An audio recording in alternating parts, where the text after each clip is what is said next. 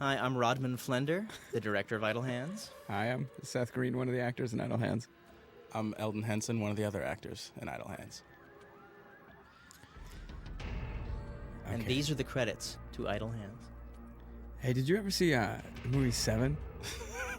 That movie was cool. Isn't that what we're watching Idle Hands? The thing about these credits is when I started making Super 8 movies in high school, Yeah. I used letraset letters for a title sequence. And what does letraset mean? It's these rub-off letters. You buy them in an art store. yeah, They're yeah. plastic. You lay them down. You rub them. And I used graph paper and rulers and everything I could do to make it as even and Hey, as there's my name. professional looking. Yeah, that was Seth. Hey, there's your name. And there's Eldon. Woohoo! But I spent hours really trying to line up the letters and make them even and Perfect. professional looking and perfect. And cut to 20 years later, and we got a great company called The Attic that did this title sequence, state of the art, and it kind of looks like what I was doing. It's pretty cool. In high school, Hey, so what's all this? I'm sorry, I don't mean to interrupt you, but Yes. what is all this like bubbly? Whose face was that, first of all? That was yours. Don't you remember doing that?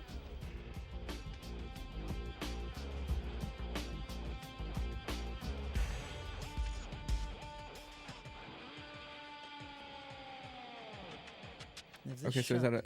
is that a light or a candle? That's a lit candle. Where was this house? This house, all these exterior scenes were in Pasadena, not far from where Halloween was shot. And this shot, this big crane shot, was done on a piece of equipment that our director of photography, Christopher Baffa, built himself with pulleys and strings and cables, and that's how we got there. It's such a cool shot. Start all the way No, out. no. Start all the way out there and keep moving.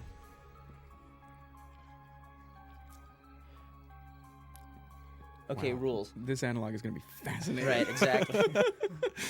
No, Hey, I don't want Chris, to say this Chris- is cool, because listening to DVDs, when people say, "Oh, this is cool," I really like this. Right. It's It's annoying. It is annoying, and it's strange doing an audio commentary for this, because I always felt that the directors that should do this are, Martin Scorsese talking about Yeah. Raging Bull or whatever. Well, I listened to the one from As Good as It Gets. Yeah. It was really fascinating because they were like, okay, when we started this scene, it was important for each one of us to develop our character to the extent of, and you see all these like subtle things that you never pick up on, but they all added them in, and I'm embarrassed that we don't have any of that. Right. But I learned to really like these audio commentaries for a movie called Maniac, which was a low-budget movie shot Bill in New Lustig, York. man. Bill Lustig, exactly. I went to the re-release of that. And what was great about that commentary is he talked about how he made this movie on an extremely low budget. And to me, that was interesting. And I thought, okay, this is a very cool format. And, this scene, this wacky bedroom, this orange wallpaper, the whole kind of production design of this was very influenced by a movie called Suspiria, directed by Dario Argento, which has a wild color scheme. And I borrow, lift, steal heavily from Argento throughout the film, and when I remember, I'll show you. And Fred Willard, I've been a huge Fred Willard fan since Fernwood Tonight, one of my all-time favorite shows, and pleasure to work with him. I got a question. Connie Ray. Whenever somebody in a movie turns on a flashlight, why do they have to look right at it? Shine it in their eyes. That's Just to all. make sure it's working. Exactly. Yeah. Hey, when the flush was that after? Did he know that you guys were going to put a flush in there when he's walking out of the bathroom? Like 10 minutes ago. Somebody had to flush.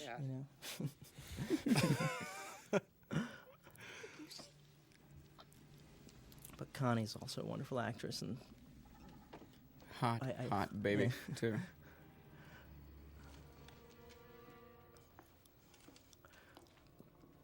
typical horror movie creepiness here. I got my flashlight. He's got it. What if this analog just turned into Mystery Science Theater? One of the things that I really liked about the screenplay by Terry Hughes and Ron Milbauer when I first read it is it really seemed to switch gears all the time. It kind of started out like a traditional horror movie, and as you'll see the movie, it switches gears again into bizarro comedy, and I've always liked movies that do that. Yeah, me jump- too. That made me laugh really hard, by the way, that you guys added in that cheesy cat sound when the cat's You just gotta sitting have there. it. Well, what's it's such all- it's it's such a convention of the genre to have a cat jump out of you from nowhere. And Right. It always works. And we're just playing with it here. You know, it wasn't until I saw the movie that I realized Anton's bedroom was in the attic. I didn't realize that either. I had no idea. And I was no like, why is clue. she looking up there? Because that's where he Here's my lives. favorite part right here. Oh, the little. Kitty, kitty, kitty, kitty. Kitty, kitty, kitty, kitty, kitty. You can almost hear the trainer calling the cat. Come here, come here. You can if you listen on the DVD. The sound is so good. Crystal clear. That's the loudest. See, if you had just had like sports equipment like fall down on her, right there, that'd be really, really funny. These colors, I love that kind of orange wood against the screen. Yeah, It just makes it look really creepy. Again, that was stolen from Dario Argento. Again, we really we don't. I didn't really want to deconstruct the horror genre. I wanted to celebrate. I love cat scares and scares like Right. loud noises that come out of nowhere. And I tried to jam as many of them as I could into the film.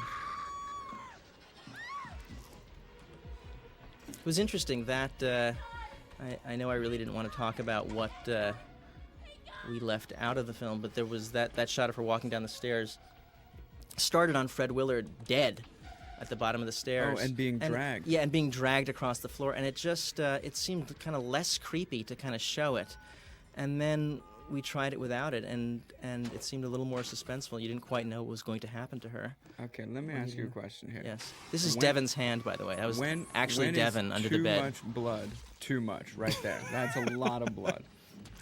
And my question is, how does he crush her to that extent without like hurting himself and stuff? You'll have to ask Devin, who is in Vancouver right now shooting a movie, which is why he's not here with Devin, us. the only one of us who's working now. Right, I know. Devin is working. I can't even explain why, but this gag made me laugh It made me so laugh, too. hard.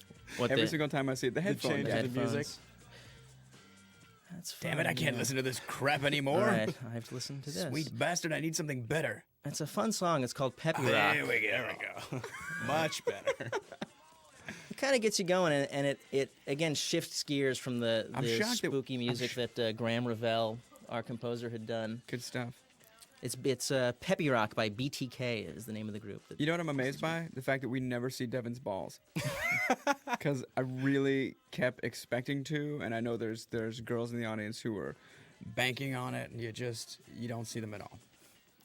I put my credit here as kind of influenced by John Waters, another director I admire, who always has his credit over great shots. His last movie, Pecker, his credit was over a shot of two rats humping in an alley.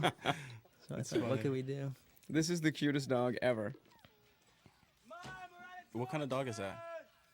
It's a Mutt? big cute dog. It's a big, cute mutt. You don't know, you can ask for those by name. In the script, it actually says he grabs the handy Andy and gives his nuts a scratch or two. I thought the perfect opportunity.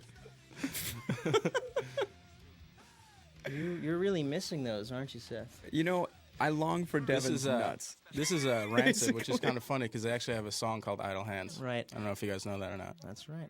That was me who said "Murder and Bull" in a special report, and it was I've always wanted to be a newscaster. and Hey, it's my- Robin, you kept this, didn't you? The asthma bong. The pipe inhaler. It's somewhere. Yes.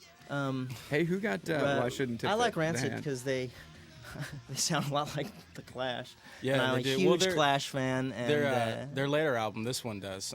Their earlier one, like their self-titled album, is a lot harder and yeah, I love this album. It's a great yeah, album. it's a great album. That asthma inhaler was built by our prop guy Richie Kramer, and I remember when I was interviewing different prop guys for the job, Richie just came in to my office with the asthma inhaler. Okay, here it is, and this is how it works, and it actually works, and it has a little pouch to keep the smoking material, and you light it. And I said, okay, you got the job. There it is. That's our guy. That's it. Slippers, very cute. The casting of Jack Noseworthy, a coup, by all accounts. Shout at the devil. What's up, Anton? Little motley crew. And I was really glad to get the reclining lady into a movie It's always hot. on the mud flaps. Yeah. Here's Eldon and me improving. Yeah? If your mom had teeth, she wouldn't suck dick so well. What's your point? Actually, that was in the Improving script. the line that was in the script. If your Yeah. mom had teeth, she wouldn't suck dick so well. What's your point? Yeah. Nice boxers. I remember I was really sick this day. You were incredibly sick, and You were sick. Devin was sick. Quite a Yeah. trooper. I, being the health beacon for the nation,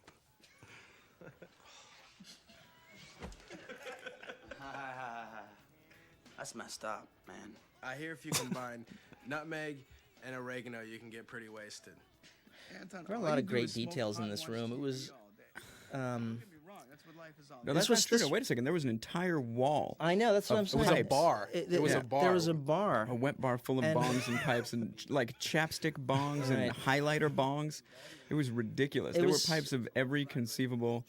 It was heartbreaking because I've been directing for different TV shows for a couple of years, and you get to really explore a set and shoot different angles. And Greg Melton, our production designer, really gave us some wonderful, beautiful sets. I got the Rock'em Sock'em robots in there. They're in back of Eldon there.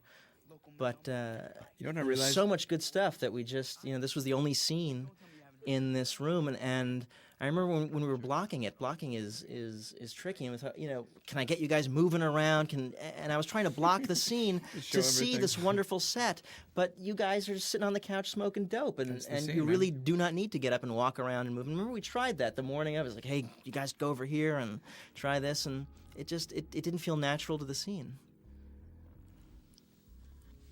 You know what I realized after I saw the movie was that didn't make sense when he says maybe your parents are dead, and I say, "What are you doing?" And what I was trying to get That was an ad lib. What are you doing? what I was trying to get across was like, "Hey man, don't kid about Anton's parents being dead. That would suck." But that so didn't translate on the screen. It's interesting that's obviously a set. Out the shot zooming in on Anton's face, Devin's face was also on the set, but everything else was in Pasadena. You guys going? Hell no! Can you see us dressing up in some stupid ass costumes? I was trying to think what our costumes would have been too. I thought we should go as like Master Blaster from Thunderdome. What did that That'd been smell sweet. like when you sniffed that? What was the scent? There was actually no scent because my body is clean like a monk's. Yeah, right. That's exposition like nobody's business. Be like a knight in shining armor. All There was a lot more exposition in this scene. So much exposition. drink, set.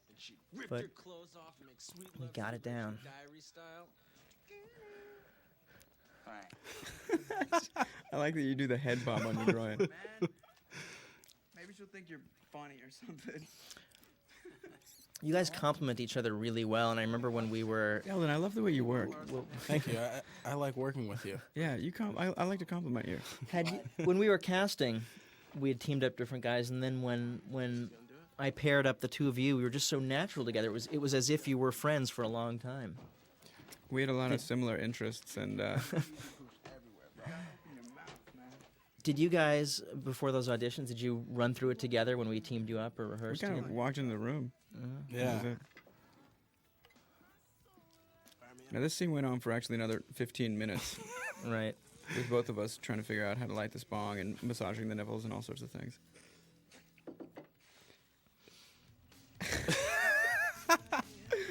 Nice thing to compliment your sickness. Dried tea leaves. Yum. Yes. This scene makes me really sad. Does it? Yeah. Why does it make you sad? Heartbreaking. Well, because his expression and then his own disdain for himself when he leaves, and the fact that she's just yelling after him and he's pretending not to hear. It's just weird. Now I also like the fact that Molly's crazy enough to cut out letters and words that will make up her songs, and it made me wondered if she put her songs together William Burroughs style. Or This song is by David Garza. The song is called Core. This And whole it's a movie's song I filled really with good like. music. It is, yeah. This, I remember it was pouring rain, and if you rewind a little bit, the shot of Anton standing on the porch, you can actually see some raindrops falling off the ledge there. So that's just sad. And, yeah, I know. It was just pouring rain in April. We were shooting in April, and we figured, it'll never rain. It rained every day when we were shooting the exteriors. I like that Ron and Terry put in a city called Beaver. I have to admit, I saw the film this weekend in Times Square, and there were a bunch of, guys in their 20s sitting behind me. They were a great audience. They were into the movie. They were sort of the perfect audience for the film, and I was loving them. And then when that title, Beaver, Utah, came up, I swear to God, one guy turned to his friend and said, "What's that say?" Wow. Oh, this guy was one of our teamsters. He was, yeah. That was the first day we were shooting, and This is the money shot right here, by the way. but that was Sonny, the guy in the cell. His name was Sonny. He was one of the Teamsters, and the extra who was cast in that role, he just didn't creep me out enough, and I remember pulling Jennifer Todd, our producer, aside, and it was literally the first day of shooting, and I was really nervous. I said, this extra, he just doesn't do it. He's not fat enough, okay? And I was going around where the trailers were and the Teamsters were hanging out, and I saw Sonny there hanging out, and I thought, man, he's the guy That guy I need scares in the the hell cell. out of me. Yeah, and I was terrified to ask him to be, the psycho. I think the script actually says 500 pounds of slobbering psycho. Okay, but is how he was described in the these dots script. here don't match this pentagram. Yes, they do. They do. We were very hard. Oh, the crow, the crow. Yes. Hot Train. The crow that was completely cut from the film. The crow had a couple of Shakespearean monologues. Yep. He's actually a really impressive actor, kind of talented. He was good.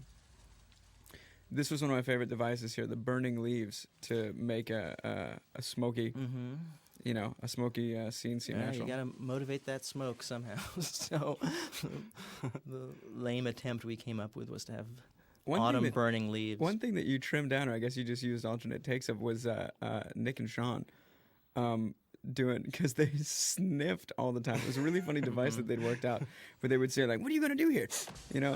They just kept sniffing and sniffing. And the only time you see it is in the one scene where they come into the house and we're already zombies. Right. You see Sean, "Put that gun down right now, mister." There may be a couple in here. It's so funny when they jump him there. Again, the cheapest scare, loud music sting. It always works. Shameless. We're just shameless. Listen to the hurt in their voice when they talk about this. It's so Yeah, so they're sad. great in this movie. They're so funny. Thought you were too cool. Hey, none of that. Hey, they're so great. Didn't want to invite us to get high behind the gym. You were dorks.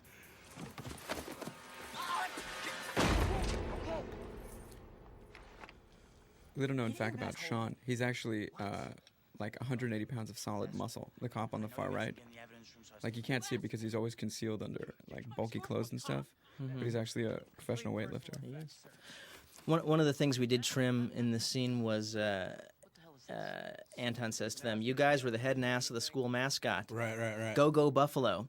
Sets up the joke later on in the movie. And Let's go. the weird thing is, when you were later on in the movie, when your decapitated head says "Go Buffalo," seeing it with an audience, people still laughed at that, and it was weird to me because it was sort of a new theory of humor that you can just don't have a need to set up. punchline without even a setup. Well, didn't you ever see Trading Places when they come into that scene and that girl is sitting around the table and she goes, "And she stepped on the ball." You know what I'm talking about? Right before Dan Aykroyd comes in all drunk and everything to the Sorry, country club. I don't know what you're talking about. Someone listening to this DVD will know what I'm talking about and go, "Yes, finally!"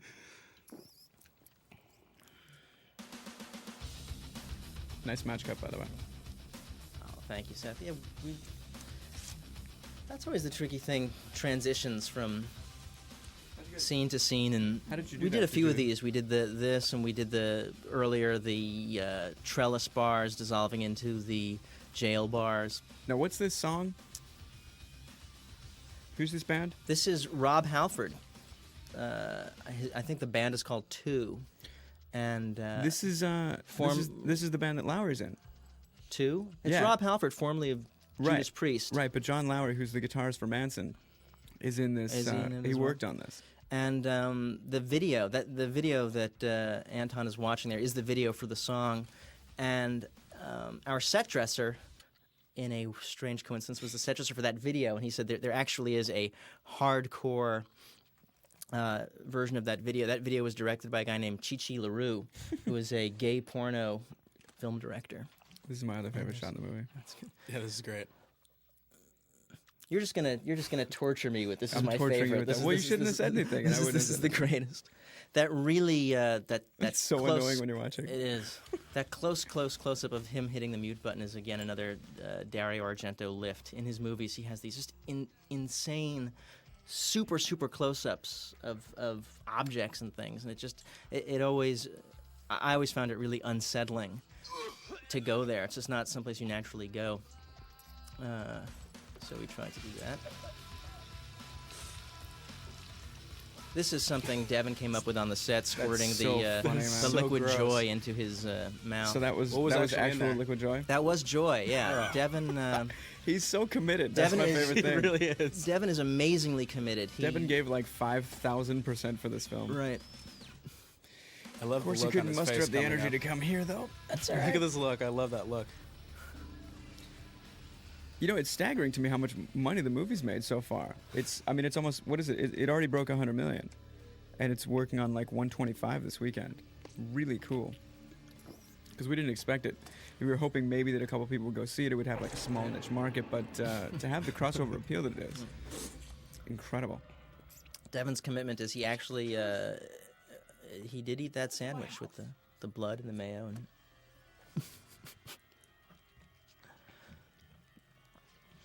We were Chris Baffa, the DP, and I were as the movie gets wackier and wackier and deeper into insanity. We made an attempt to go stranger and stranger with the colors, and here this kitchen is kind of drenched in weird, sickly yellow. That's actually Warwick Davis in a dog suit, the same guy that played Wicket the Ewok in Return of the Jedi. Still got How it. could you mention Warwick Davis Still and, got it and, after and all these years. Ewok and not Leprechaun or Leprechaun 2? That's true. How that's dare true. you I mention forget. Well, his you know what it name. is? It's because he's so versatile that I almost don't recognize him between roles.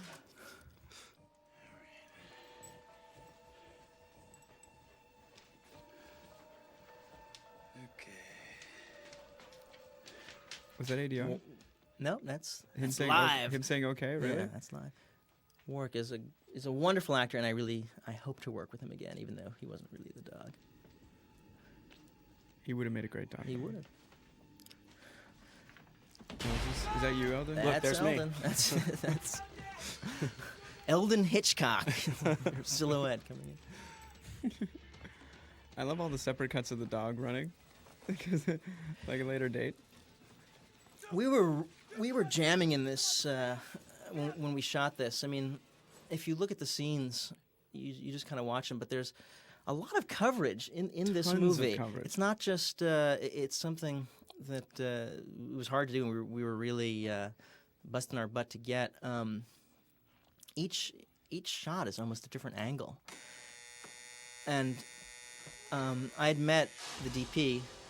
Chris Baffa, we both worked for Roger Corman, and having that kind of training, you know, we shot features in 13 days, 15 days, and you just you learn how to work quickly and how to get as many shots as you can in a very limited amount of time. Those bodies that Greg Cano Company made, the same people that did the heads for 8 Hits in a Duffel Bag, were so creepy live because they just look very, very real in person. It was and weird. they're I remember soft and flesh-like, Right. and they have like real skeletons in them. That really, well, not like human skeletons, but like a fabricated skeleton in them.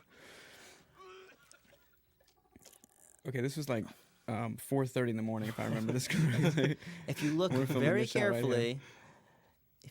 carefully, you can see Jessica Alba.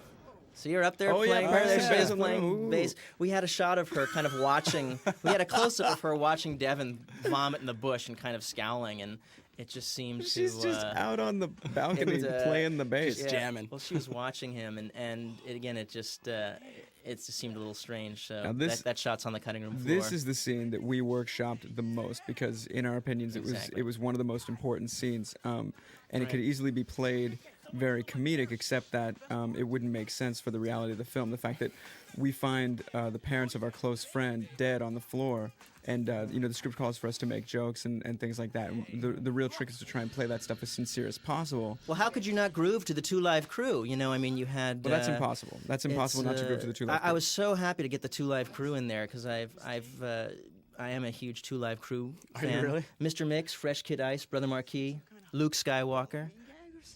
I mean, your parents always go all out. What the fuck are you doing, man? That's my dad. Come on. CPR, man. But one of the things I loved about their albums in the '80s is I really thought they continued a tradition of these comics that Laugh Records, LAFF Records was a comedy record label, and Red Fox was on there, and Skillet and Leroy and Booty Green and all these really raunchy comics. And the Two Live Crew, there was a lot of controversy and they came under a lot of fire, but I always thought their records were just keeping up that tradition of just really raunchy humor. Very silly, yeah. Very silly, great humor. I'm exposition guy, by the way. Yes, you are. I got all the exposition in the film. I was very happy with all the TV clips we got. You know, earlier, Anton is watching Mr. Magoo, and I like Mr. Magoo. The reason why we used Mr. Magoo, it's a Columbia cartoon. This is a Columbia movie. Nice.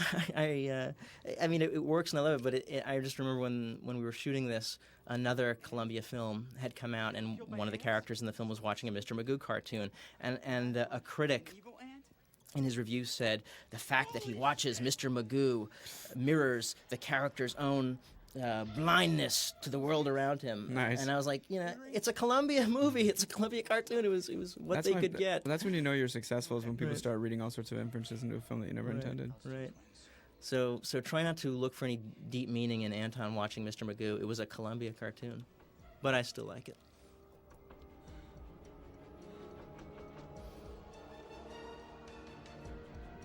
Columbia had a lot of interesting cartoons. We went through the Columbia Columbia Library. has a lot of great coffee, too. Yes. But they did Gerald McBoing Boing. Was a Columbia cartoon. The thing about Gerald McBoing Boing wasn't as kind of. Whenever you just don't note it. The thing about Gerald McBoing Boing, it's instantly hard to take you seriously. What's the number? It's a great pickup line. Is it? About Gerald McBoing Boing. How you doing? How's it going? Listen, the thing about Gerald McBoing Boing, doesn't matter. You want to get out of here? Nutmeg or something. Yeah. This is my Bob Hope imitation. Well, we talked about that. I mean, you're making these jokes, and I remember you were concerned that the scene plays real and remains funny, and we talked about Bob Hope and Woody Allen and how. Woody Allen was really influenced by Bob Hope, and that sort of nervous jitteriness that they bring to the timing and the humor. You pulled it off. I mean, it's funny. Those lines get laughs, and you're still scared. That's another shot I completely stole from a Dario Argento movie called Tenebrae. The fact that you can hear the water in the bottle is so funny to me. And boy, did that hurt when it dropped my face. Yeah, my jaw was actually sore. Right. That I think Dario was the first guy to use it. I know Brian De Palma, I think, also borrowed that shot. I think he was in Body Double. He used it. All right, but it was an accident. I can't believe you told me to smoke that shit. Okay, Anton. I have to leave now. And again, I think one of the things that is successful about this is just how real all you guys play it. It's not none of you mug. There's a light stand. When he opens that door, freeze frame it, and you will see a light stand, a C stand, right out there on the porch holding a light. But I was saying, all you guys, really play it straight. I really believe you're frightened for your life. Well, that's Devin is freaking out. He doesn't know what's going on. Sweet of you to say, man. I was totally faking it. Well, hey, it's the tone of the movie was very tricky, and I didn't want you guys really mugging and playing it for big silly laughs. I think if we were gonna believe it, you guys had to play it straight, and you did. Very true. Hey, what's that sound when Devin's hand starts doing something? It's like a twang. What is that? I missed it. It's really funny. Yeah, It's like a. that's something Graham Revell came up with. There it is again. It's sort of the hands theme. It's like when the hand is thinking or when it comes live. It's built into the music. Graham Revell did that. Now this shot and sequence always raises a few eyebrows. The whole blocking of it was influenced from the movie The French Connection. Not even the movie The French Connection, but the poster for The French Right. Connection. I remember when we first met, you were like, "Can you make this face?" Right, exactly. And Well, you can't. when you we can't- when we storyboarded it, we were all looking at that poster, and I showed it to the special effects guys. You almost can't hear Eldon say when he's running up the stairs, "Don't worry, everything is going to be." And then when his head hits the floor, cool. The fact it's one line in sequence. Sometimes you don't make that connection. I love that. He kept doing that too in every angle. How dedicated is Devon Sawa? It's when so when funny. we were shooting the close-ups of Devon on the couch, he would actually start the scene from back on the stairs and bang walk into that post. And I remember in the editing room, the editors were saying, what's that thumping? I was like, it's Devon. he's a dedicated actor. Your head gets cut off. I remember I invited my mother out for Thanksgiving dinner, and she didn't know anything about the movie. We were still cutting it, and she was talking about Life is Beautiful and how much she loved Life is Beautiful. And she said, it's not one of those movies where people get their heads cut off. And I didn't have the heart to tell her, Mom. I think my mom was on the set that day when my head got cut off. This scene impressed the hell out of me from Devon just because he so specifically makes his hand a separate entity. Like his face doesn't react with the same emotion that the hand is conveying. Yeah, he's good. And just differentiation between the two. It's really That's a impressive. Columbia cartoon, by the way. See that? Called Like Robin the tossing Hoodlum. and the flipping? Yep. Really That's from impressive. Glenn or Glenda, an Ed Wood Wow, really? movie. Yeah, and I remember when I saw Glenn or Glenda, I couldn't believe people had actually made that film. That's from Night of the Living Dead. That's Little Abner, another Columbia cartoon. Now, that what's not too what's many on people Devon's use. lap that's calling the cat? What's That's he got what? there? What's he got? Peanut butter in his hand? No, it's just the cat just likes Devon. And that first, people have asked me that first hand crawling up. That's the logo from Chiller Theater, which was a local New York horror film show on Saturday nights. That I remember was an being education on for the me. set the day that you guys did. We were I was the doing a cat makeup being test. thrown across the street, and somebody actually offered somebody else $20 if they could get it from one house to the house across the street. They were like, $20 if you can get it to the other porch, and didn't quite make it, but it made it clear across the street. I think I was doing a makeup test or something. I walked up to the set and I just see this cat. Yeah, that was Ron, another one of Look our at prop this guys. stuff, man. Yeah, The it's flip and all the- Devon. It's really all Devon. impressive. Yep. And I actually asked him what was behind him. What's behind the bushes? You know, was there like a pad or something? No, it He was said, tacks. We put tacks down there for It's him to just, fall on. it's just It's just a pit dug out and sharpened sticks stuck in it. Tacks and sticks. Now here's the funny thing: all the trouble that we got into for putting her in that outfit, and she wore like a bikini half as small on something like 3 years prior. Right. I know. It's just funny. Well, a lot of politics and stuff. These were the audition sides right here. This They whole were. scene- yeah, this whole scene was the audition scene. The thing, Jesus, look at you.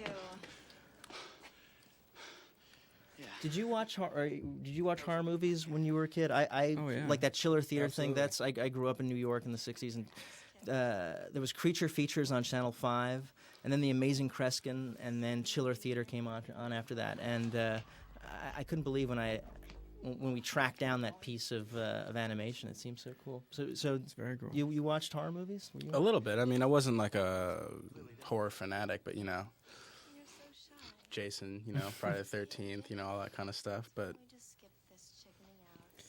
I remember talking to Ron and Terry about Molly, and they were saying that they wanted to have a girl character who was strong and forward and independent and didn't follow the conventions of your typical girl character. So if she saw a boy that she wanted to seduce, she would just run right out and Hold on. seduce him. That's the loudest sound in the movie. If you saw that in the theater, everyone's hair just stood up.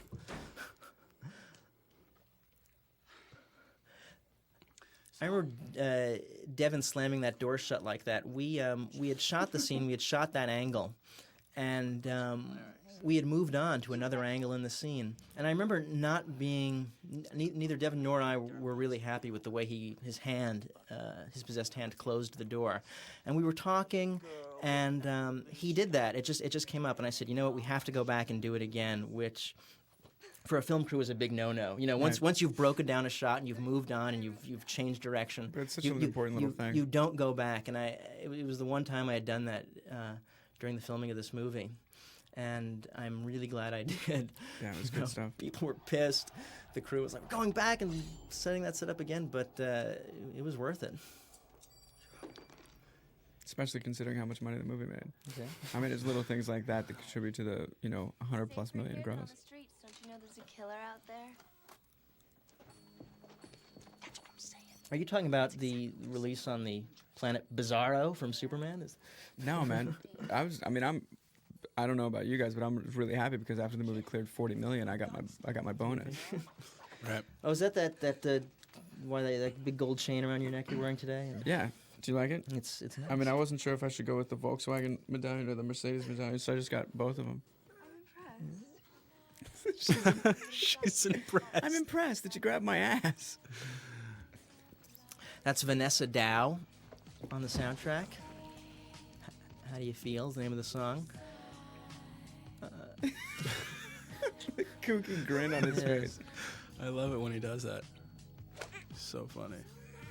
Now, This is Alden, another scene that. What did we say about saying I That's like right. that? That's funny. That's good. That's a no-no. But Ooh, look how he taps his fingers. That's really funny. I gotta hand it to Devin here though, because this was a scene we could have done a lot of coverage, and as you guys know, I was always moving the camera and getting another setup. And when we rehearsed the scene, it was all Devin, and I remember after we shot it, Devin turned to me and goes, "Okay, what's the next setup?" And I said, "There is no next setup. This is it." He's like, "Really?" And I said, "Yes." And I mean, it got to the point where he was making jokes. Okay, now we're gonna cover it from here and over here.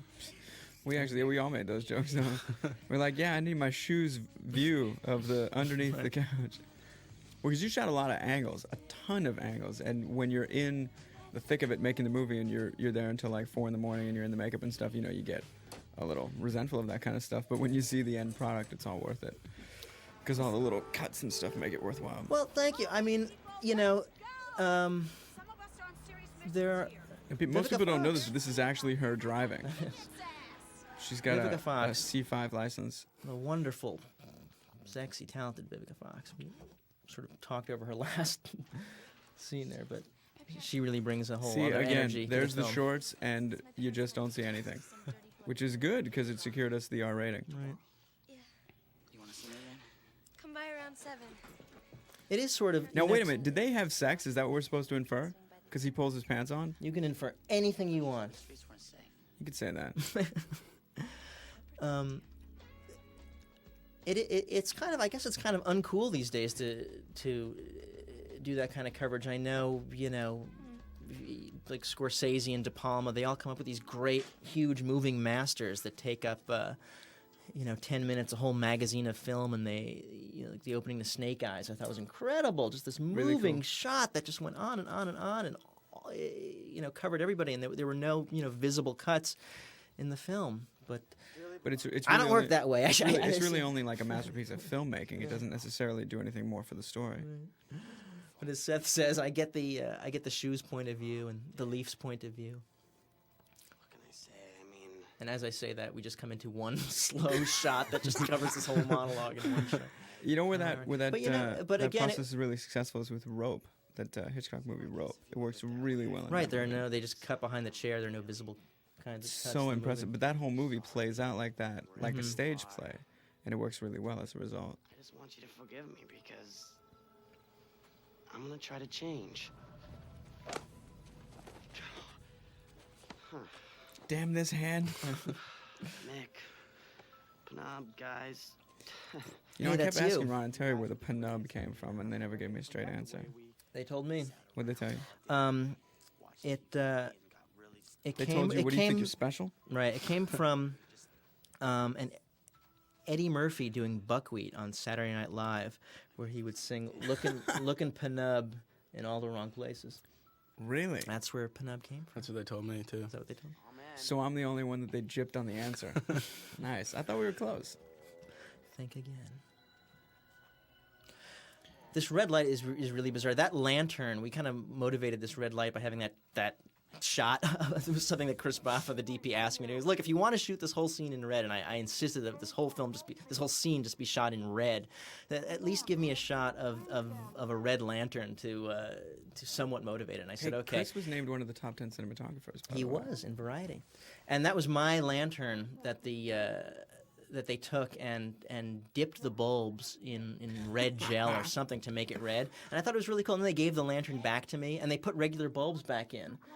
And I was really disappointed. I wanted those red bulbs. Now, again, there are not many actors. This shot was shot with a 18-millimeter lens, which is a relatively wide-angle lens, stuck about 2 inches from his face. And not a lot of actors will let you do that to them. Stick a lens that wide, 2 inches to their face. And again, this is my thank favorite you, scene. Devin. This is my favorite scene to film because we did it like 5 times. 5 times from each angle. And Chris Baffa also owes me $1 because he bet me $1 that shot would not appear in the final film. Which shot? That really tight shot of Devin from the Graves' point of view. Okay, here's me worrying about breaking the bottle off when I'm coming out of the ground. That was all I was concerned about. Like 4 pounds of dirt on my face. Oh, and here's me. Oh, wait, that's a body double.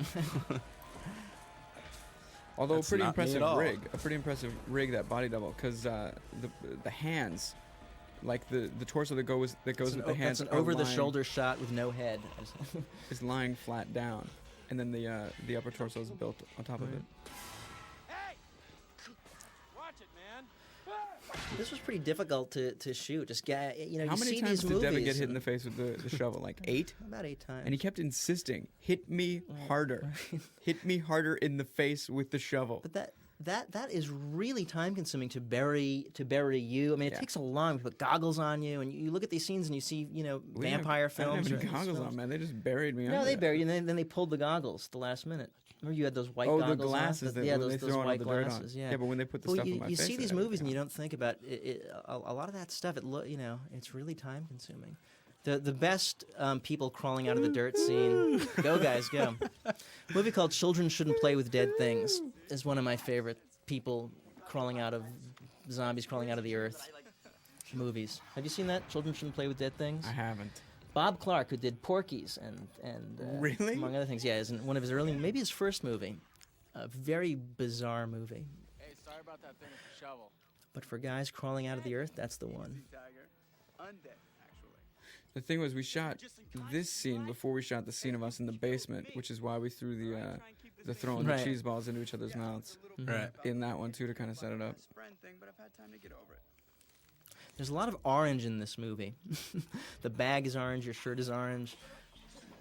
That whole house is kind of a wood-paneled orange hunting Once lodge. again, body double. That was Rourke was his name. Remember, we actually had kind of auditions for your body double. Remember, we lined you up because so much of the movie would have to be with a guy who kind of had your body, walking around with his head cut off or head strapped down. And remember, we literally it was so Me and like weird. another guy were like walking up and down like That's this right. hallway. It was like on parade. We had Eldon walk down a hallway, and then we had It was bizarre. number 1 walk down, number 2 who matches the best.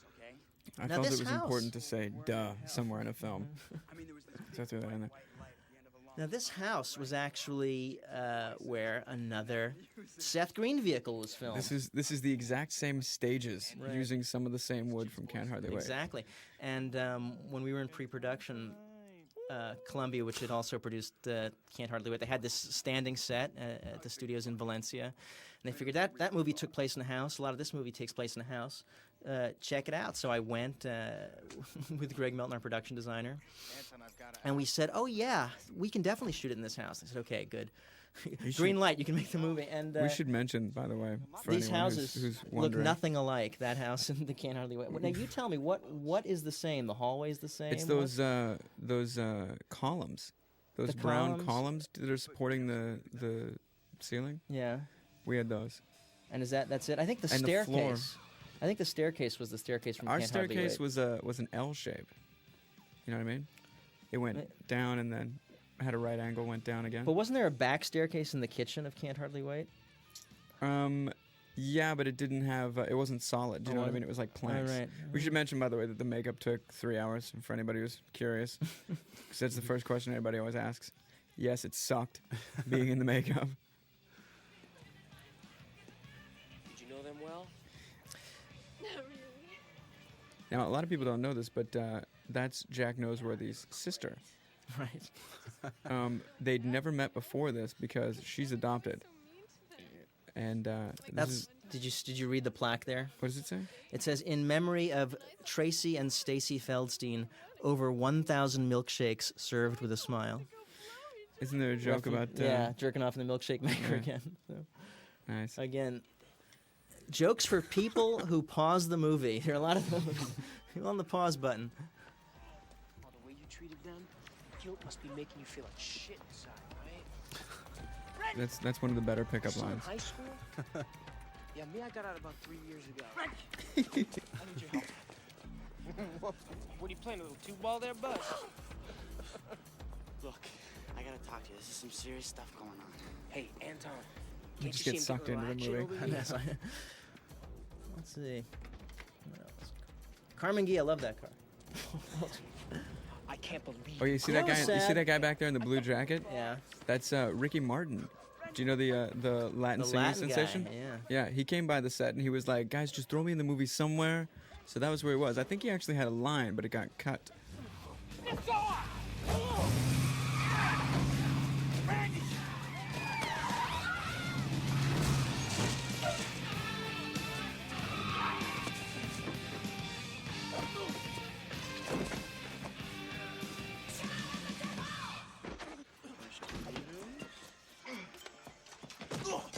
Who are you?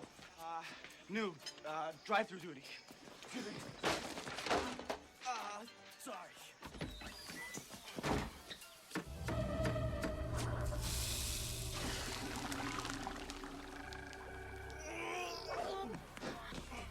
All right, here's Tom from Blink 182. Tom from Blink 182. Yeah.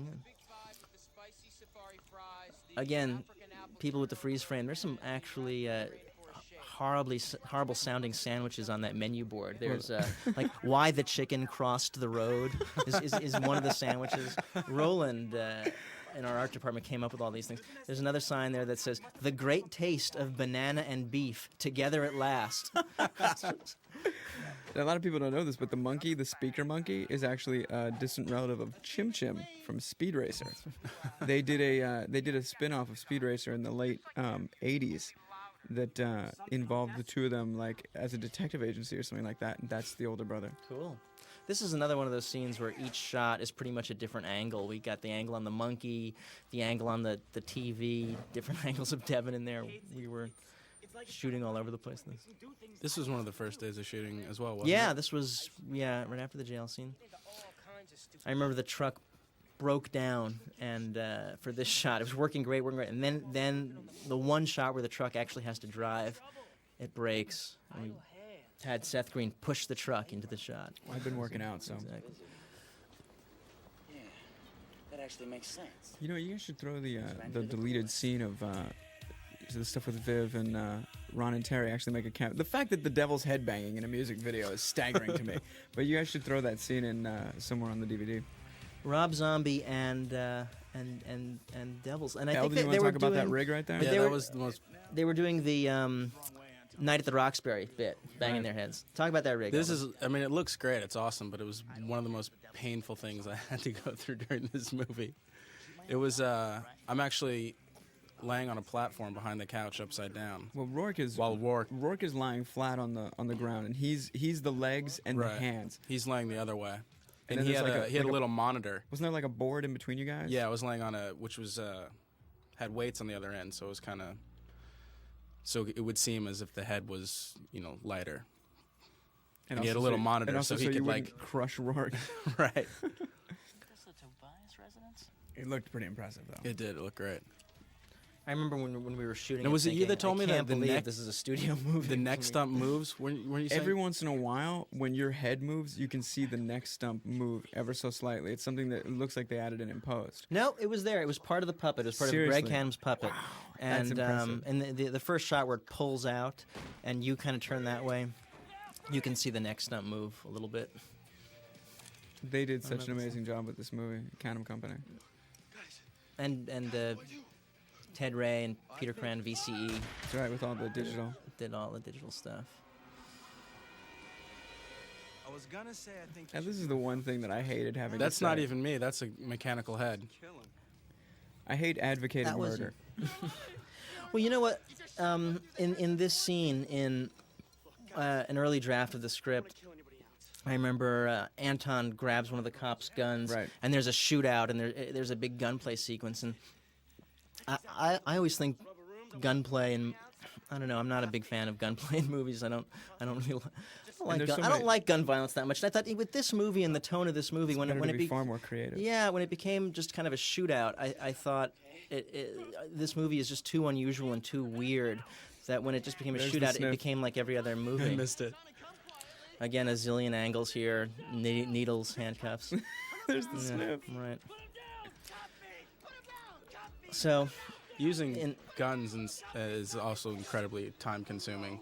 well, I don't know if it's, you guys have ever worked with guns and blanks and everything, and it's it's not time fun. consuming, but it's all time consuming. I mean, this was time consuming. You know, every angle is time consuming. You know, Right. this thing was time consuming too. The old taser to the face. I mean, this shot was extremely time consuming because there are I think 4 two or different makeup three. processes. Yeah, there are different makeup processes, and each makeup process took a couple of hours. In the and- script, and it to said it'd dissolve. fall into a classic 69 position. That's right. There's Go Go Buffalo, that has no setup in the current cut of the movie, but still got a laugh from the audience.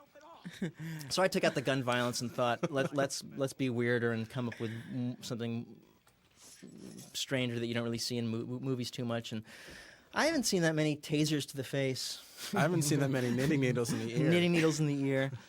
I haven't seen that many bottles through the head.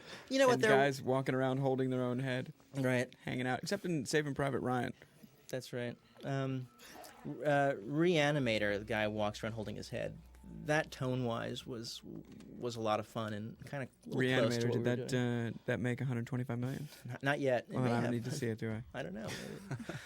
And a Needle in the Head, Dr. Phibes rises again. I think that's what it was called, the sequel to The Abominable Dr. Phibes. A guy picks up a Check telephone. out this match cut right there. That's cool. So nice. He puts down Really the robotic impressive. head and it Right. becomes his real head. Yep. But in the second Dr. Phibes movie, a needle goes right through a guy's head from a telephone. Nice. I remembered that from 6 years old when I saw it. And That's really gross, man. brought the knitting needle back. That was your favorite thing. Yeah. Well, this movie, you know, we are. I'm glad we are making more horror films. You know, in the past few years, there really has been a resurgence of scary movies. Personally, I mean, movies like Dr. Phibes Rises Again, Children Shouldn't Play with Dead Things, the Dario Argento movies. Lucio Fulci movies, all the Italian cannibal movies. I remember I invited you guys over to my house to watch Cannibal Ferox. I mean, We listened to the analog on Yes, it and got inspired for this analog. we even listened to the audio track on Cannibal Ferox. Those were really the movies I had in the back of my head when we made Idle Hands.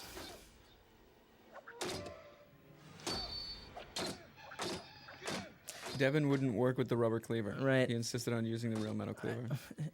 I find that hard to watch because that's a real knife and a real Devin.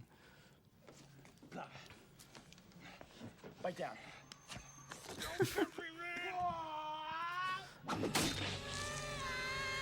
That's like one of two or three blood squirting shots.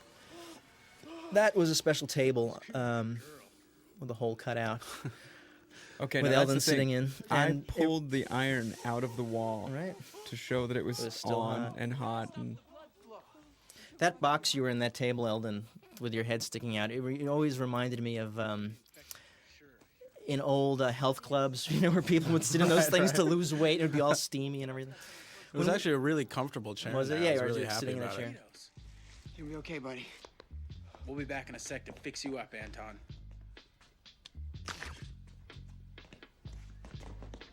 here's your improv. Catch on the flip flop. That was a line that Robin gave to me when we were doing ADR, and we both just thought it was so hysterically funny that I had to say it Well, you know, Every time I saw the movie, I started laughing out loud. I was the only one in the theater. catch on the flip flop. Well, we're both big CB radio. Somebody fans. actually just said that on a show. I think it was on Mr. Show. He said it. Just like as a random thing. It made me laugh. Now, I love that The Hand has such good penmanship. You know, this is And also, a, it doesn't appear to be leaking blood, and yet has more than enough blood to continue writing disparaging messages all over. It's a very prolific hand. You know, Yes. there's a lot of messages in blood written in this film. Anton, are you home? Nice musical sting. Kind of paying homage to your theme that you sing in the basement. What is it? What song? When you're in the Oh, basement, the yeah, bone- the Red Shoe Diaries, yeah. Nice. What's that? You know, we haven't mentioned Chris Hart at all. Yes, I'm glad you brought him up. Chris Hart plays the Hand, and Anton, we're gonna be late. he also played Thing in the Addams Family movie, and But it I like the fact that he played Thing because he knows the technology and he knows how these special effects are done and where to hide his body and where he can and can't go. I was very concerned that I wanted this Hand to be a real different character than Thing. Thing is very playful and sprightly, and Chris Hart worked on different postures and ways of moving that were very different from Thing. actually really impressive. Yeah, too, yeah. because I mean, this Hand is you don't such a think life about of its it. own. Yeah, he gives a real performance, Chris Hart. That's a nice gag. It's a great game. Bubbling. Oh, and it's incredibly disgusting.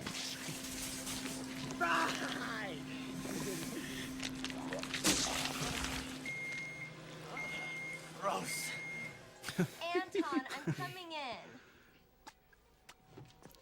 Now, do you hear the little pops? Yeah. If you listen on the soundtrack, there's Just gross. a few little pustules still going. Now, Devin and his chopped off hand. That rig is impressive. It's very impressive, and Peter Cran and VCE had worked on Starship Troopers, and they removed Michael Ironside's arm Right. in that movie, and we talked about how digitally we were going to remove Devin's arm Right. or hand for the film, and it was very complicated.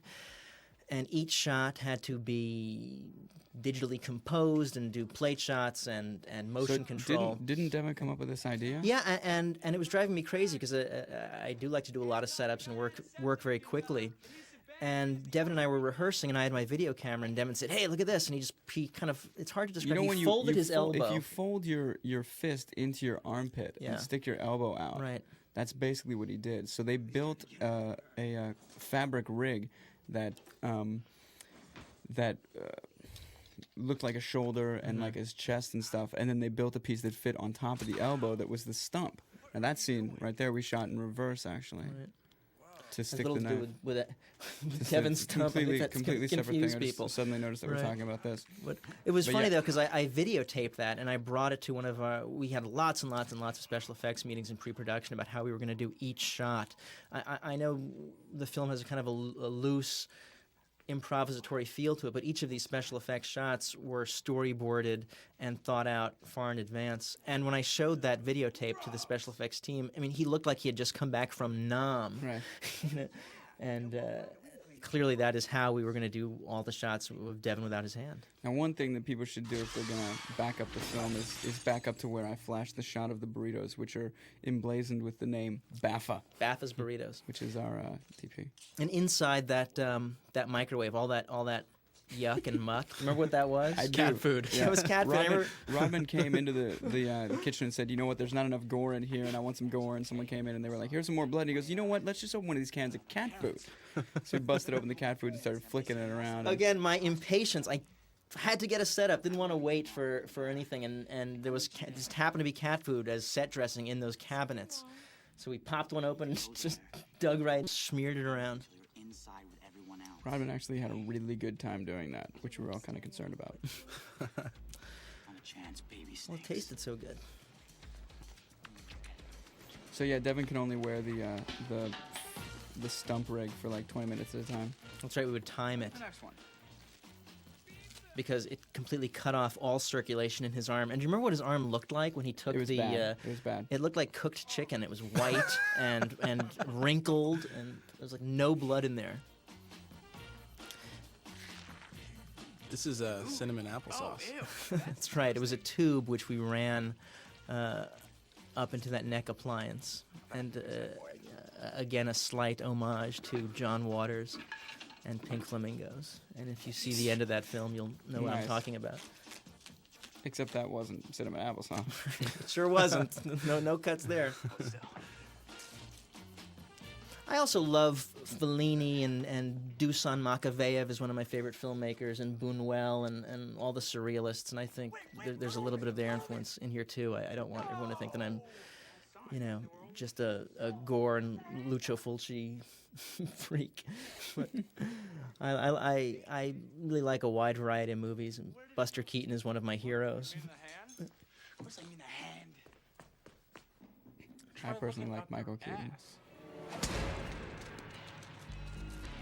I remember when Devin came Now, is that the robot hand or is that No, Chris? no, that's Chris Hart walking down the street. When we did that scene, I love your burrito song. We had to do that over and over because Devin kept cracking up at your burrito song. It was the one time he was so, like I said, he's so prepared and completely into character. But when you went off and did that "Gonna Get Me Burritos" tune, Yeah. he lost it. I love making people crack. There's David Garza on the soundtrack again. A song called "Glow in the Dark," which is nice for this rock and bowl. And this is kind of, 1940s classic pan up the sexy lady, starting on bowling shoes, though, as opposed to pumps. My name's not Foxy. This was the bowling alley from the movie The Big Lebowski. And a lot of that set dressing, those big Hey, stars. there's Mindy Sterling's head. That's right. A lot of those stars and set dressing were just left over from The Big Lebowski, and the bowling alley liked them so much, they kept them. And Kelly Monaco and Steve Van Wormer. yeah. Coming, Randy? No, I think I could find myself a ride. Alright. So what brings you to bowling? You don't want to know. No, seriously. One of the great things about this bowling alley is the bar is right there in the middle of the bowling alley. And The Big Lebowski, I think, had this very same shot of people sitting at the bar where It was. you could see the bowlers in the It was background. Steve Buscemi and John Goodman. John Goodman, with, right? Jeff Bridges. I'm also a big Coen Brothers fan. Who isn't? Yep. Ron and Richie, our prop guys, are working on the new Coen That's Brothers right. film. Yep. Well, I wish them Ron luck. had been the prop guy on The Big Lebowski as Sons well. of He bitches. brought me all the menus from The Big Lebowski.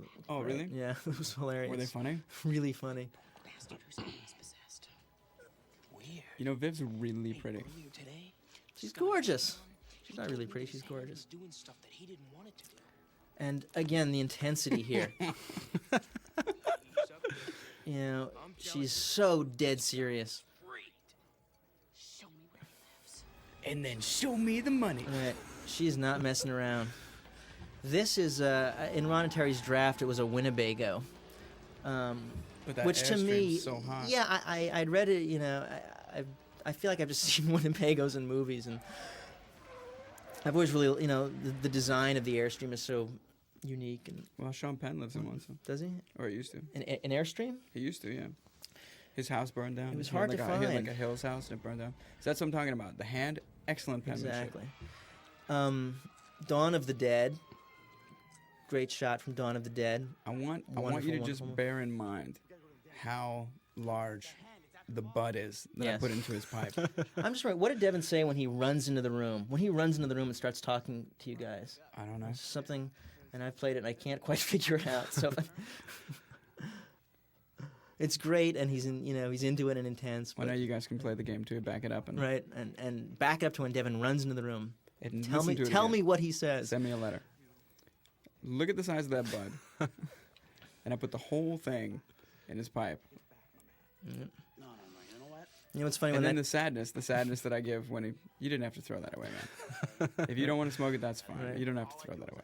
also the look on your face on the couch when he kind of disses you is Right. priceless.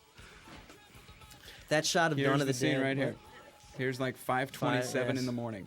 This was very early in the morning. In Now, each Pasadena. one of us fell at least once over the course of this night. And you can see me and Eldon jump up on the thing right here. We jump Right. up on the grass. Eldon went down once. I went down Real once. hard. Really, really hard. It's one of the things I loved about this neighborhood in Pasadena, why I chose it as a location, is because the lawns are all raised with that weird cobblestone, and I Right. haven't seen that anywhere else. Again, it's just makes it a little different. Now, this shot we actually That's shot gotta originally. hurt. Originally that same night Stump in the at like 6 in the morning. right. And it was already light outside, and that's why we had to Exactly. reshoot this. No, We no, reshot this on actually, some of soundstage. the close-ups were reshot in the soundstage, but the wide shot was No, no, no, fully no. tented. It was. That's, But we shot that shot of all three of us in the truck later in Santa Clarita. I remember because that's when I added in the "That's lucky" about the keys falling off of the visor. really, Positive. this, Yes. this. No, I'll bet you that- anything. that That's part- from Pasadena. The wide 3-shot. Eldon, back me up here. You remember what I'm talking about, right? Right. Right. No, I do remember. It was actually the last thing we shot. right. in Santa Clarita. The close-up and the But 2-shot. we shot the 3-shot as well.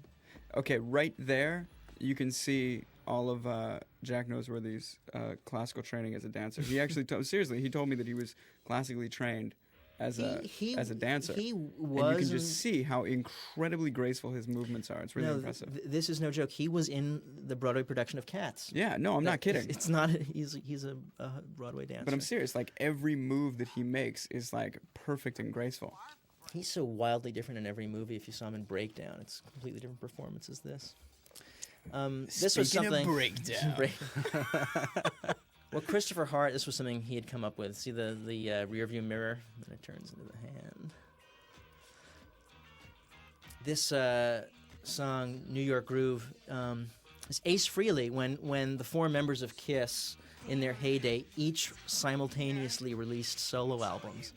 I remember the liner notes said, "The most ambitious project ever in rock history." And I wanted to use a Kiss song or something Kiss related, and being from New This York. song is so good. Yeah, this song rocks, and being from New York, I'm in the New York groove, so it was right. I remember this was when we were shooting the movie, the studio was looking at the dailies and they wanted to see some cut footage, and I was happy to show it to them because I was really happy with the way things were going. And this was one of the early scenes we shot. This and I was remember the I scene cut that- this scene. Steve Rifkin, This is the scene that editor. elicited the gasps from the audience, though, because no one's expecting like a big breast shot, and also the fact that you see her breasts undulate so you can recognize that they're natural. Everyone was just in shock. But this was, I think, the first scene That that looks the so studio incredibly painful. saw. Yeah, that's And they gotta kept hurt. giving you more money. That's what's funny. Yeah, it was just one of the. I think they wanted to see some of the special effects scenes. That was it. They wanted to see how the Oh, special effects everybody's shots head were going. explodes like a ripe bag of Well, blood. Now here's a great it's shot. the pressure. If you look really closely, you can see that it's a stunt guy driving the truck. That's right. And then- Devin did If not you look have his really driver's closely, you license. can see And now- me run into the basketball pole. That's not Devin. Now Right we here. pan off. We pan to Watch. the left, and Devin. Doink. There's a big switcheroo, and Devin runs in. That's right. We panned left. The stunt driver got out of the car, and Devin. Here was ran your in. shot that you made us come back for like 8 times. This friggin' Curtis's POV. Right. We had to do this like 25 times. We actually built a platform so That's that we can right. get the camera lower. Yeah, because the first couple times when we shot it at the location, it wasn't low enough. I It was just like kinda that he right drives on. the Starsky and Hutch car. That was in a couple of ADR lines. Now, whoever thinking about built that ass. this jack-o'-lantern on the windows, that's just genius. Yeah, Greg Melton. And this This, is where uh, we met our rock star idols, the Offspring. Yeah. I actually didn't even meet. You never get to meet them? Just at the after party after the premiere. Really? It was the first time I met him. This gym is used in some Nike commercials. It's the only gym that has a huge window Here's my like favorite that. joke. Okay, now there are a few extras here that The fact that she sort of, says just thinking with that dancing.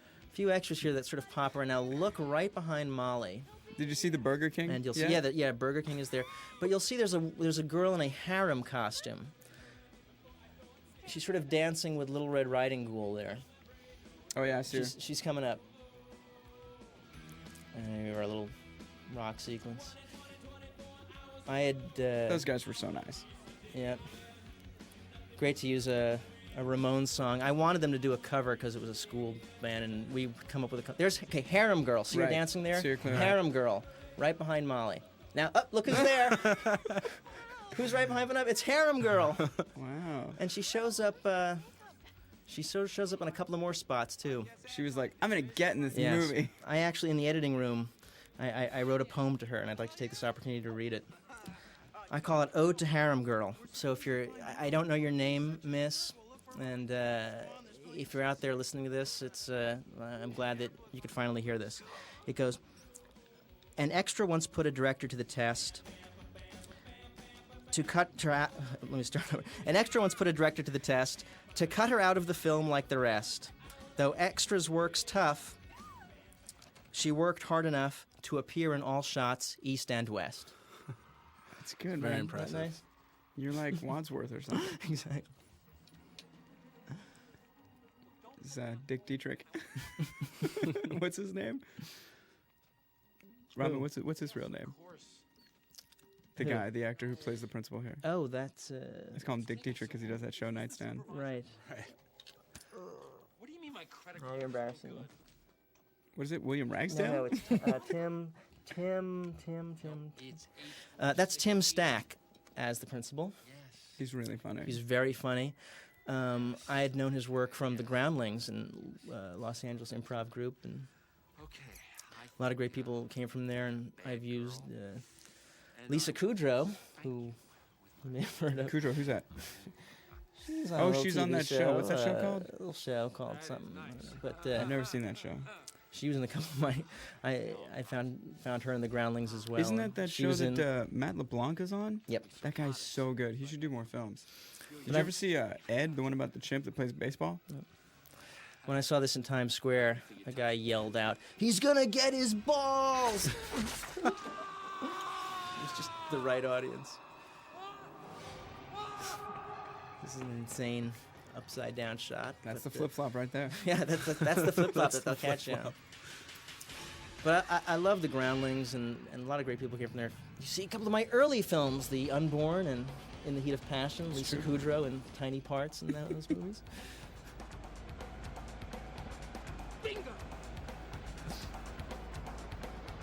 They do it here, the Texas Switch as well. Right. Where it's a different guy getting out of the car.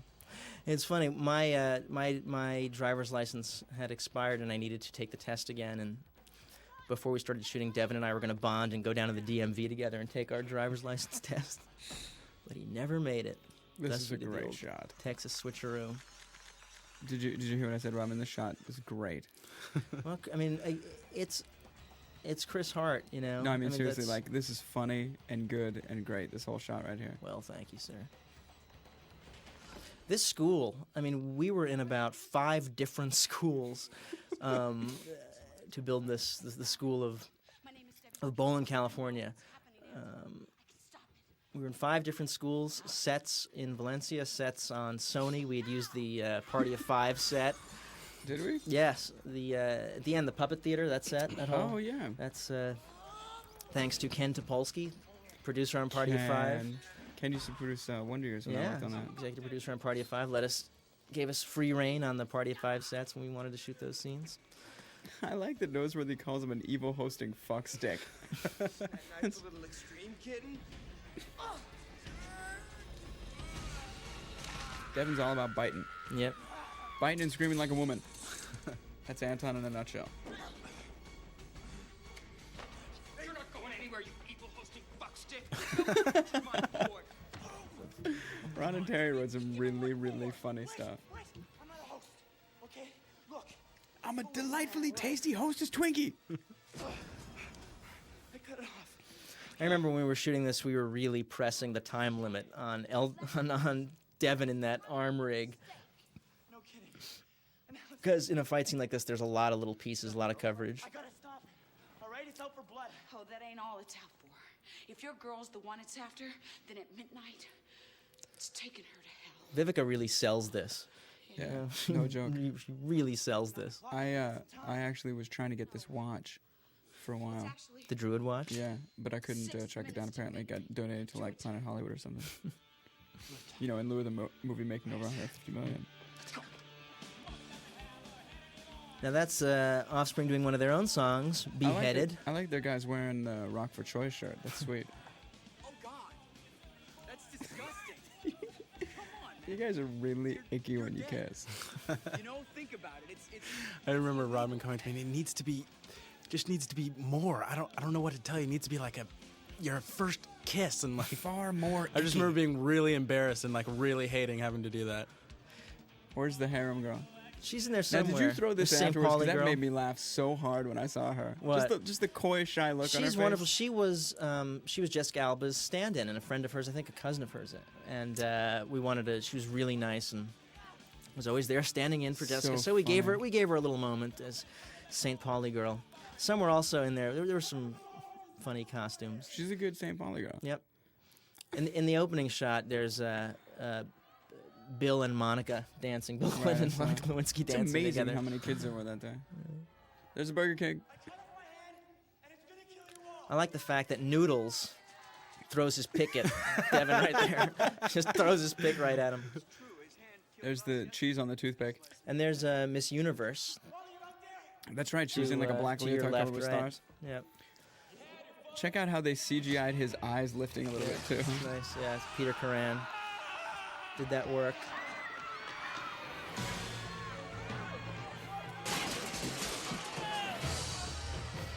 And the band members, they don't look to their.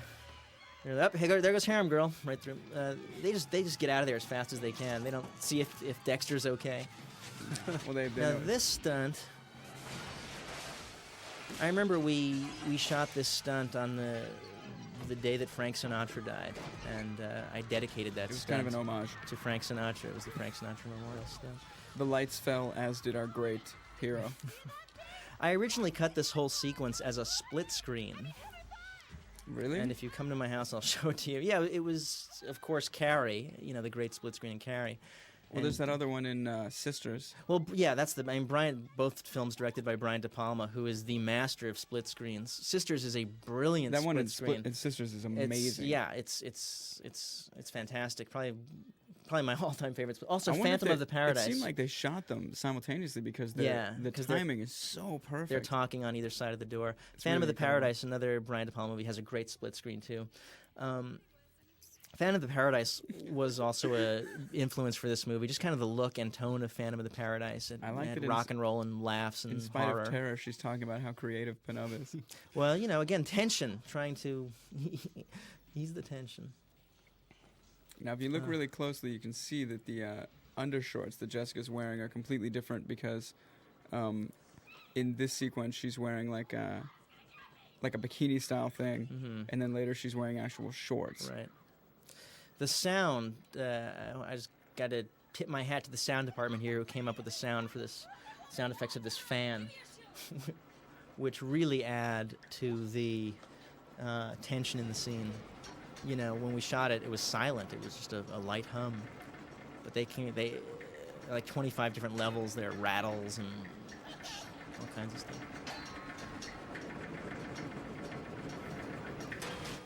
That's a good shoe. It's a rock solid shoe.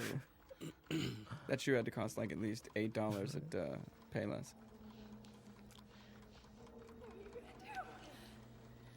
Look how tough she is. She's all Linda Hamilton in this movie.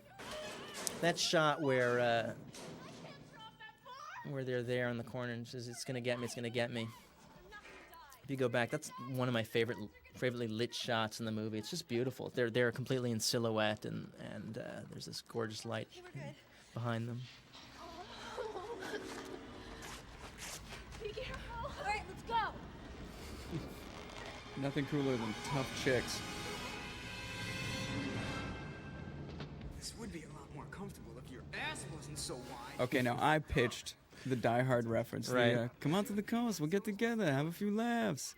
Nobody got it. So Nobody it got wasn't in there. I got it, Seth. My apologies to the purists. Needs you like a fish needs. Musical sting. That's my Foley work. The That's clink, the- clink, clink on the glass. That's the That Sucks I music. did that. Did you? Yes, that little clink, clink, clink. The sound of our had done it. We were mixing the movie. I was like, guys, you got to get that clink, clink, clink. I can't. I'm scared. Do it, Tanya. Come on. I can't.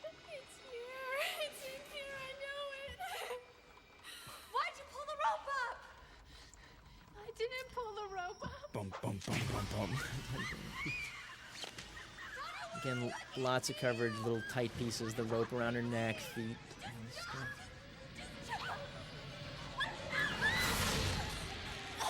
That's a gross shot, man.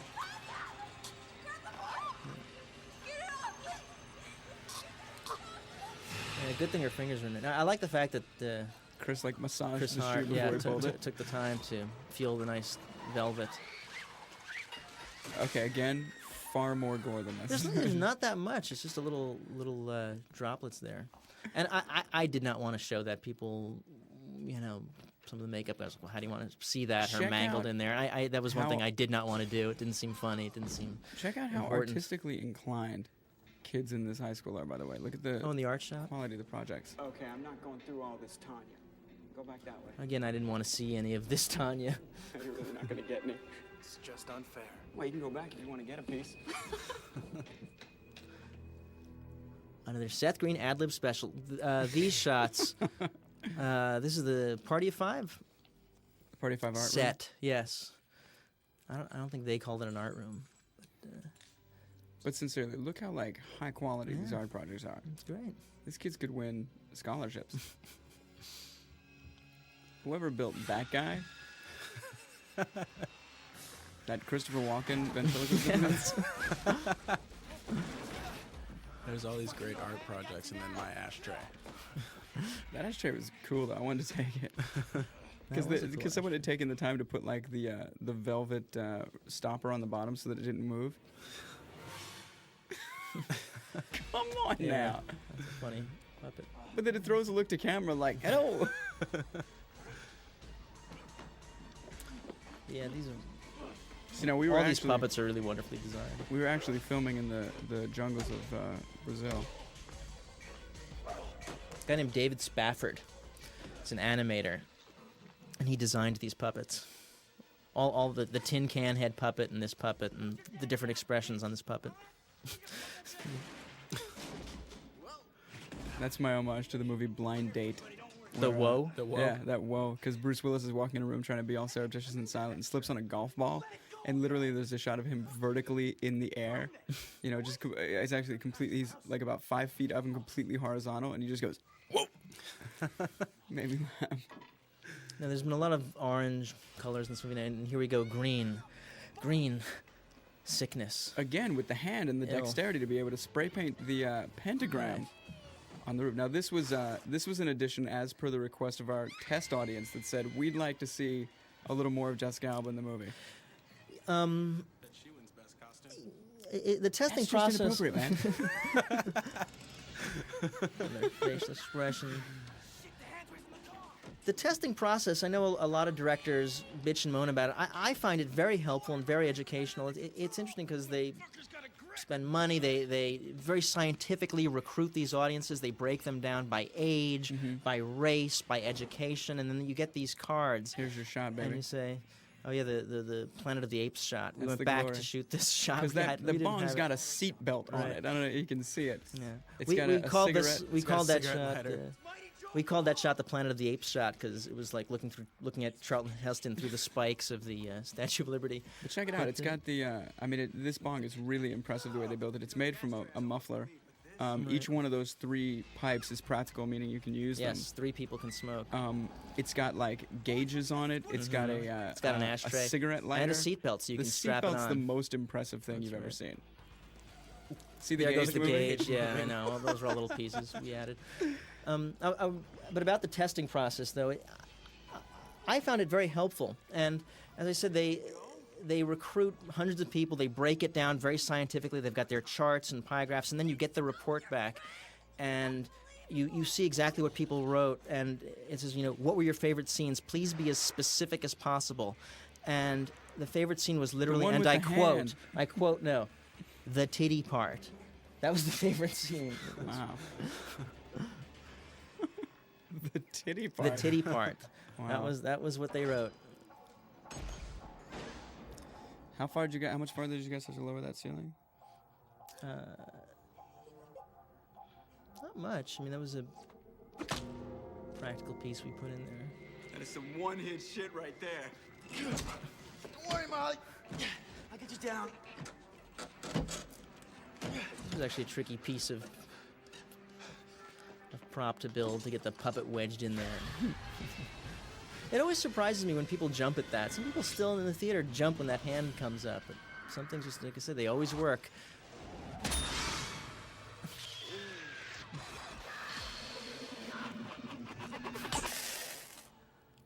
The way that hand shakes was my homage to Jacob's Ladder.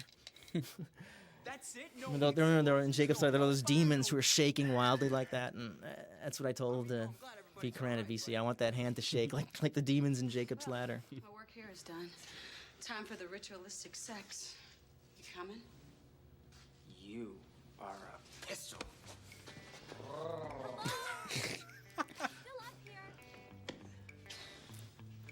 Still up here, another ADR line to make sure no one forgets about Molly. What band is this? I'll play in a second. This whole scene, by the way, I remember when we were shooting it, we had the monitor, and the monitor was in black and white. And I loved the way it looked in black and white. It really looked like an old Universal Frankenstein movie, just because it looked like Frankenstein's lab with all those, Didn't Jessica all say that she gear didn't and want stuff. her butt to be seen in the shot? She was hoping Did that she? no one would see her butt. Really? She never told me that. It's so funny.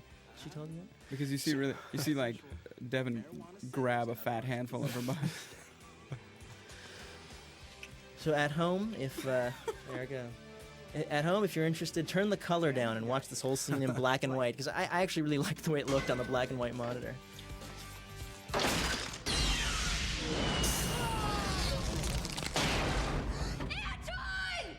Sweet Jesus! Okay, that wasn't my fault. That thing should have come down a lot slower. Just that stare at each other. I don't know what else I'm supposed to say. Right. This combination of light from Chris Baffa and additional heavenly rays from VCE. There you can sort of see the bong in all its glory. You sling it with the seat belt. You coming, Anton? Okay, we could literally not see. We're just blinded by whiteness at that point. That song is called Kalen by Unwritten Law. That's what I thought. Unwritten Law. I thought it was Unwritten Law. And again, this is Molly's theme by Graham Revell. I can't even believe it. Isn't she serving him the same stuff that came out of Penub's neck? Yeah. Yes, beginnings and ends. This hospital, the wall color again was supposed to echo the wallpaper in the parents' bedroom. Kind of a strange, bizarre. Here comes Dario Argento orange. Donna Scott. Yes.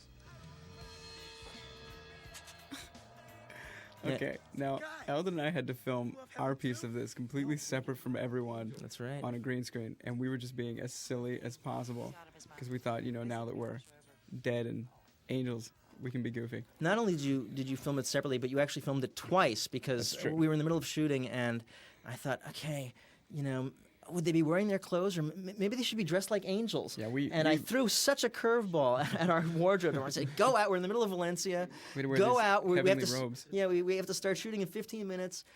I want angel costumes. Go out and get heavenly robes." And they did it, and we shot the scene twice. And I'm so glad you guys used this stuff. Yeah. Here's the thing that you got to watch that people don't often notice. Eldon and I throw a full after-school special look at each other. That's it. And then walk out. How can you not miss that? It's like a close-up of you guys.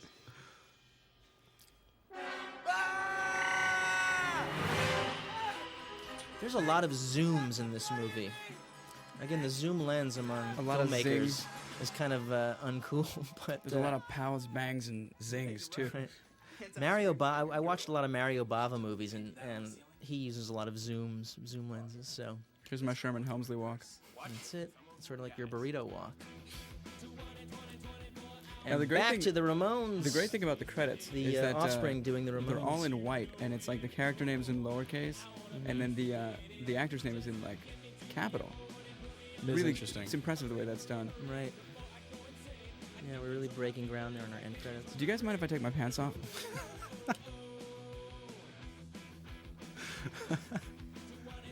The horror. That is just more horrifying than anything we've seen. Okay, well, A lot more you know, comfortable.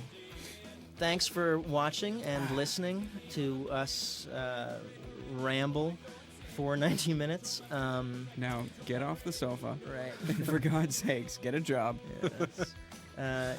As I sort of said at the beginning, with this movie, it really, I didn't want to take apart or deconstruct or ironically comment on the horror film. I wanted to celebrate all those movies that I saw on 42nd Street in theaters like the Lyric and the New Amsterdam, the Selwyn. All those theaters are gone now. It was just a big payday for me, man.